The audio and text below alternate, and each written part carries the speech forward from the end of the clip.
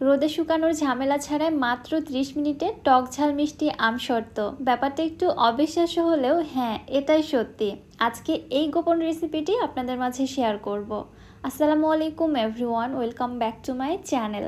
আমার কথা শুনে হয়তো আপনারা অবাক হয়ে গেছেন, তাই না? রোদে শুকানোর ঝামেলা ছাড়া আবার আমসত্ত্ব তৈরি করা যাবে? হ্যাঁ, অবশ্যই যাবে, তবে আমার এই রেসিপিটি হুবহু আপনাদের ফলো করতে হবে।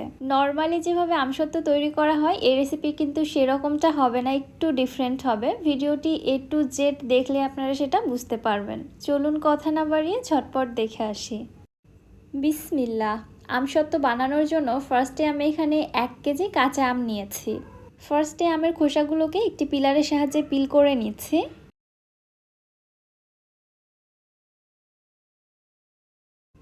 এবারে আমগুলোকে ছোট টুকরো করে কেটে নিচ্ছি। আমার মতো যদি মাত্র 30 মিনিটে আপনারাও আমসত্ত্ব তৈরি করে নিতে চান তবে হুবহু আমার রেসিপিটা ফলো করতে হবে। আমি যে মেজারমেন্টগুলো দিচ্ছি এই মেজারমেন্টগুলো আপনাদের প্রপারলি ফলো করতে হবে। আমি আজকে 1 কেজি আমের আমসত্ত্ব আপনাদের তৈরি করে দেখাচ্ছি। আপনারা যদি আমের পরিমাণ বাড়িয়ে নেন ওই ক্ষেত্রে চিনির পরিমাণটাও বাড়িয়ে নিতে হবে, মানে সব কিছু ব্যালেন্স রাখতে হবে। আবারও বলছি, মেজারমেন্টগুলো একদম হুবহু ফলো করবেন। আমগুলোকে ঠিক এরকম ছোট টুকরো করে কেটে নিয়েছি। এর থেকে ছোট বা বড় হলে তাতে কোনো প্রবলেম নেই। চলে যাচ্ছি চুলাতে। কেটে নিয়ে আমগুলো একটি প্যানে নিয়ে নিচ্ছি। 1 কেজি আমের জন্য এখানে আমি চিনি নিয়ে নিচ্ছি 2.5 কাপ।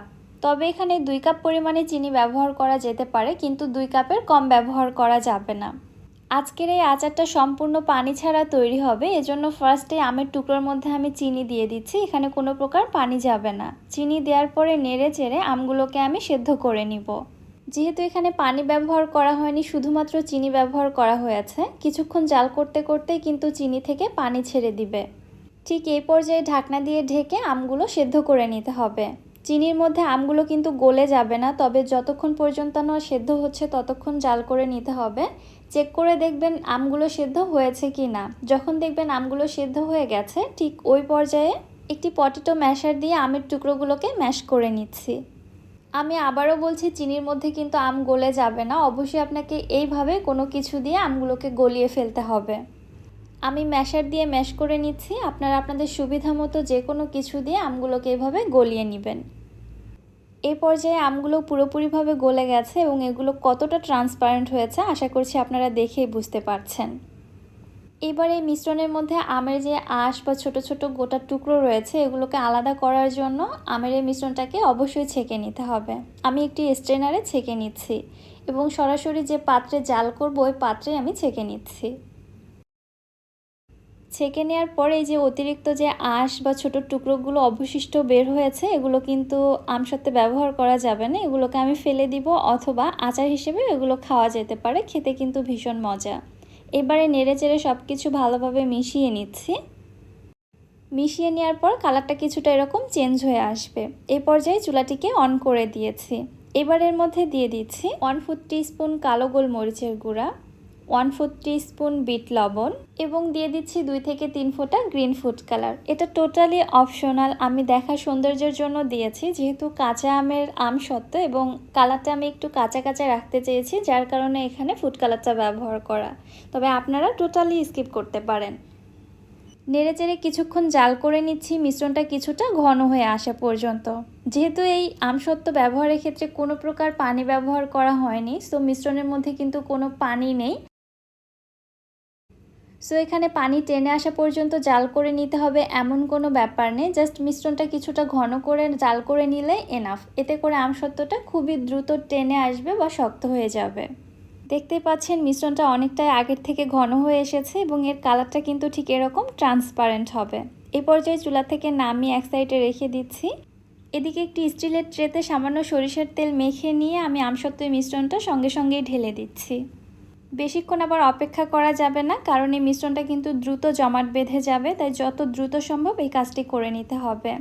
মিশ্রণটি ট্রেতে দেওয়ার পরে খুব ভালোভাবে চারপাশে স্প্রেড করে নিয়েছি। এবার এইভাবেই এই ট্রেটিকে আমি ঠান্ডা হতে রেখে দিব প্রায় 30 মিনিটের মতো, মানে ঠান্ডা হতে যতক্ষণ সময় লাগে আর কি। ফ্যানের বাতাসের নিচে রেখে দিলে আমসত্ত্বটা আরও দ্রুত ঠান্ডা হয়ে সেট হয়ে যাবে।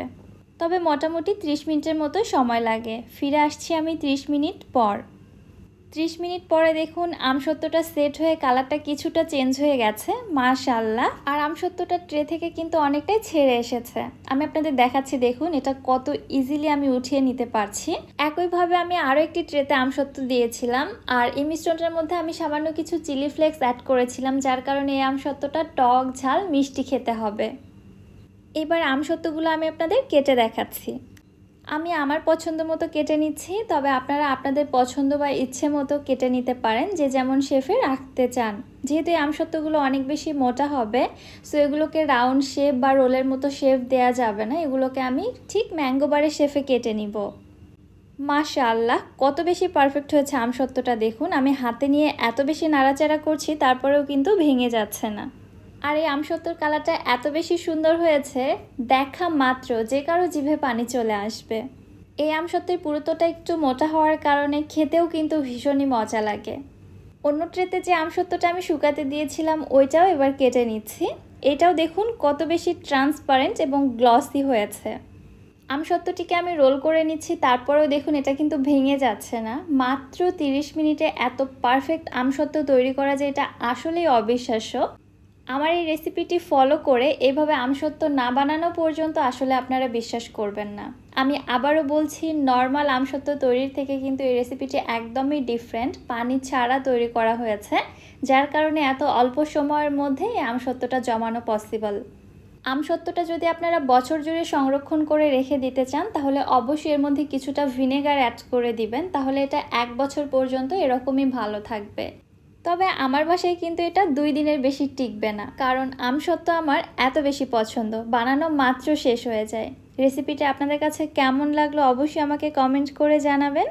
আজকের মতো তাহলে এখানেই বিদায় নিচ্ছি। সবাই ভালো থাকবেন, সুস্থ থাকবেন। আল্লাহ হাফেজ।